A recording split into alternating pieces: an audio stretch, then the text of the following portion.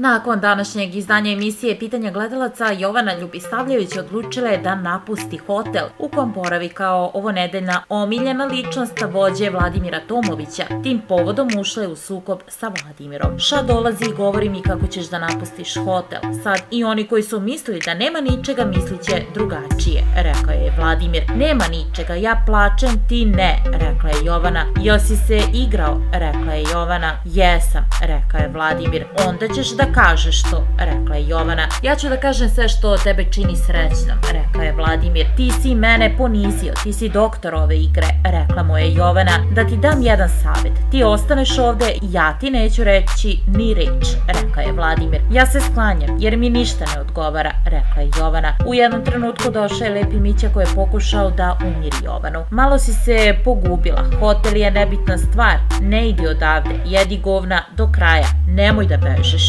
rekao je Lepi Mića. Ja ne znam da ta pisma budu haos. On zna, on je to meni uradio prvi, rekla je Jovana.